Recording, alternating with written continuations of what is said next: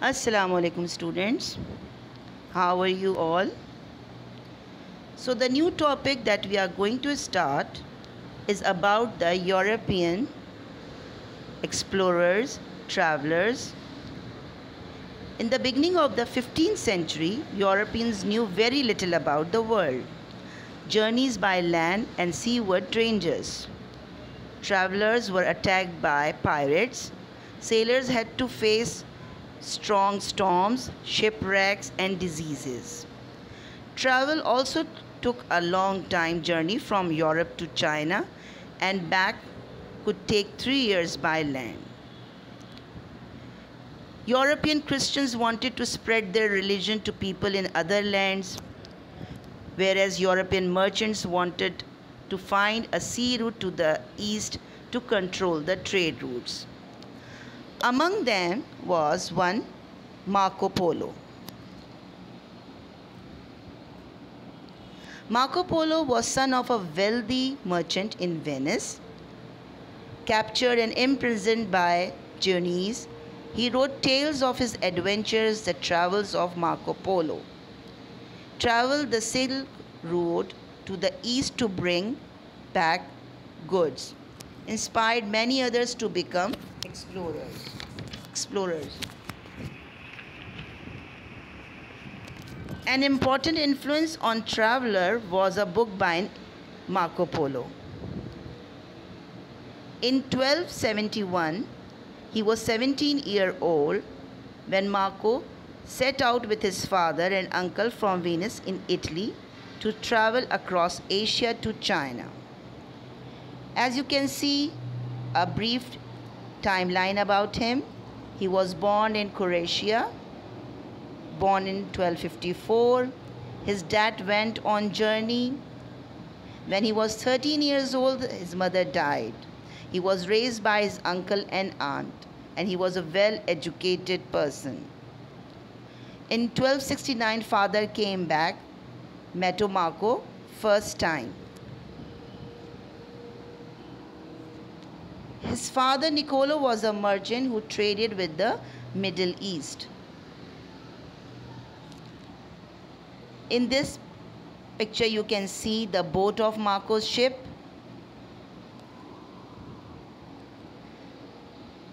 This is a page of Marco's Polo's book. And this is the Marco's route. This world map shows the voyages of the explorers.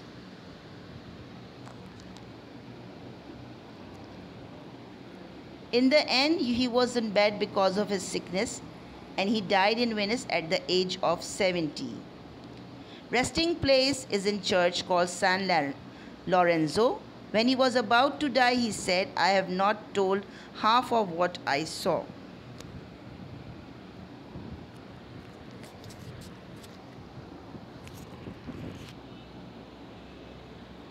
In the 15th century, Portugal, although a small country, became the most important sea power in Europe,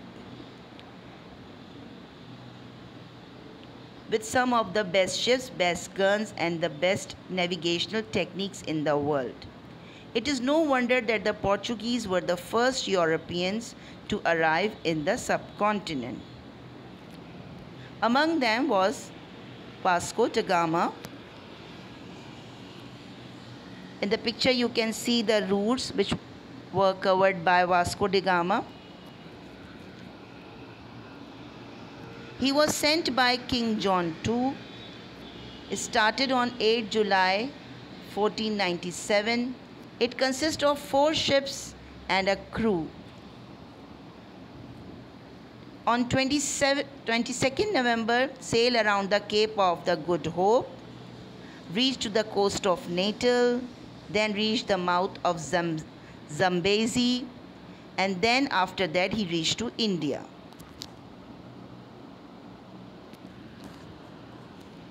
He was sent by King Manuel, started on 12 February. It consists of 20 warships, as you can see in the picture, engaged in privateer actions, and was against the Arab merchant ships. Destroyed a Calicut fleet of 29 ships, and returned home back in 1503. Da Gama bought some jewels, pepper and cloves and set off back to Portugal, but the return journey was very difficult and slow. Half of the sailors died of a disease, contracted malaria and died on 24 December in 1524. His body was first buried at St. Francis Church. Later, his remains were returned to Portugal in 1539. He was the founder of a sea route to India, responsible for Portugal's success as a colonizing power.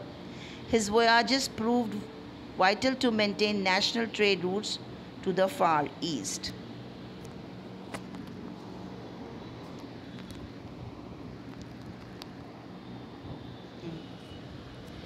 In the late 15th century, Europeans knew about Africa and Asia, but were ignorant about the area of the West. To the west of Europe was the great Atlantic Ocean. Christopher Columbus is thought to have been the first European to cross the Atlantic.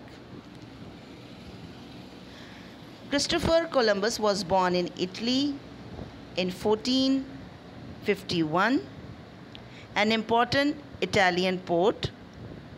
He had no education but became a sailor when he was 14. Later, Columbus began to think of a sailing west to discover a new trade route to what Europeans call the Indies, that include Japan, India, and the Spice Islands. A deeply religious Roman Catholic, Columbus believed that the God had chosen him for a great voyage of discovery, which would enable him to set up trade routes and spread his religion. Christopher wanted to find a new route to China. He believed he could reach the Far East to China by sailing west, but he had no money and ships. He decided to ask the kings and queen of Spain to give him some money. King Ferdinand II and Queen Isabella of Spain were impressed by Columbus and a strong belief that he was right, offered to support him.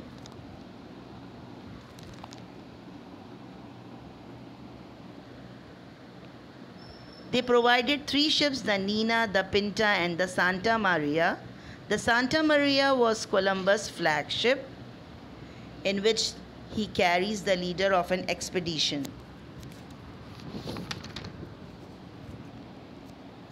In 1498, Christopher Columbus made his third voyage. This time he had only 6 ships. He discovered the continent of South America. He explored the coast of Venezuela. He also discovered Trinidad. Columbus continued on his voyage, discovering Cuba, Hispaniola. He called the people on these islands Indians, as he still believed that he had found the Indies. Even today, this part of the world is called the West Indies. Here you can see the voyages and the timeline of Christopher Columbus.